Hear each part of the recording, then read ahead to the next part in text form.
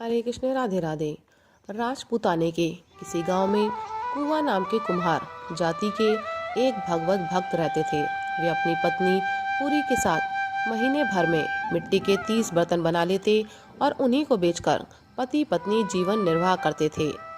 धन का लोभ था नहीं, भगवान के भजन में अधिक से अधिक समय लगना चाहिए, इस विचार से कुबा जी अधिक बर्तन नहीं बनाते थे। घर पर आए हुए अतिथियों की सेवा और भगवान का भजन, बस इन्हीं दो कामों में उनकी रुचि थी।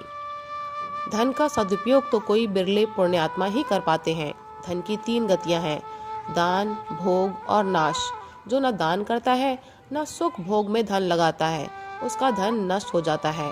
चोर लुटेरे ना भी ले जाएं, मुकदमे या रोगियों की चिकित्सा में ना भी नष्ट हो, तो भी कंजूस का धन उसकी संतान को बुरे मार्ग में ले जाता है और वे उसे नष्ट कर डालते हैं।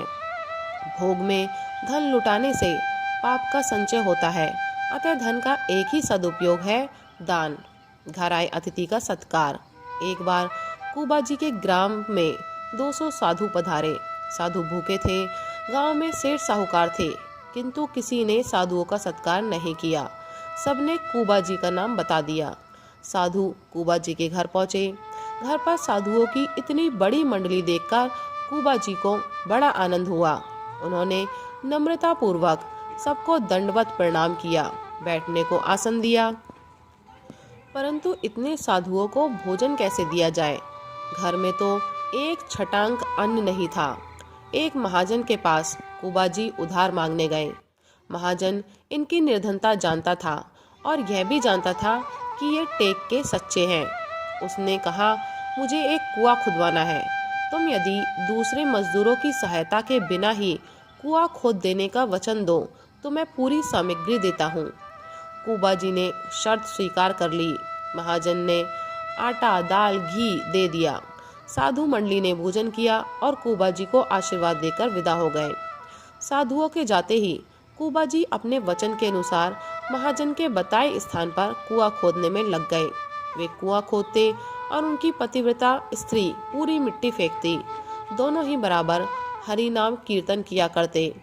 बहुत दिनों तक इसी प्रकार लगे रहने से कुएं में जल निकल आया, परंतु नीचे बालू थी, ऊपर की मिट्टी को सहारा नहीं था। कुआं बैठ गया। पूरी मिट्टी फेंकने दूर चली गई थी। कुबा जी नीचे कुएं में थे, वे भीतर ही रह गए।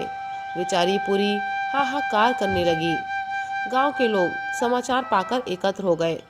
सबने यह सोचा कि मिट्टी एक दिन में तो निकल नहीं सकती। कुबा जी यदि दबकर ना भी मरे होंगे तो श्वास रुकने से मर जाएंगे। पूरी को वे समझा बुझाकर घर लौटा लाए।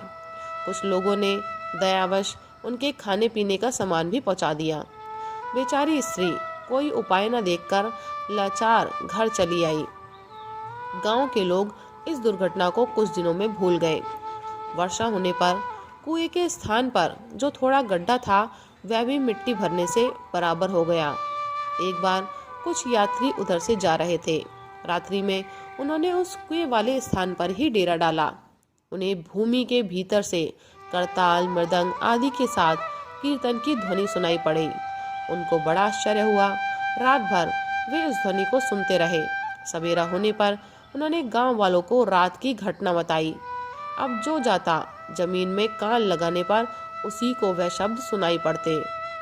वहां दूर दूर से लोग आने लगे। समाचार पाकर स्वयं राजा अपने मंत्रियों के साथ आए।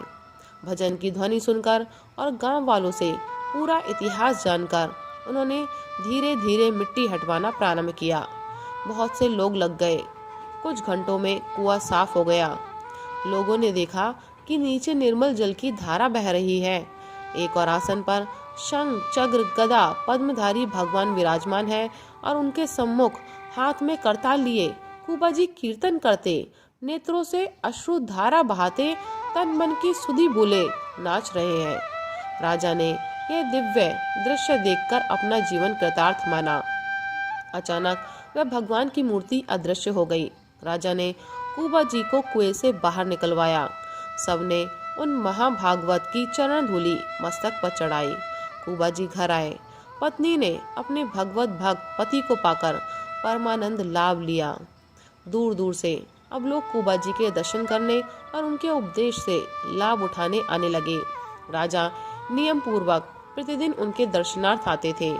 एक बार अकाल के समय कुबा जी की कृपा से लोगों को बहुत सा अन्न प्राप्त हुआ था। उनके सत्संग से अनेक स्त्री पुरुष भगवान के भजन में लगकर संसार सागर से पार हो गए।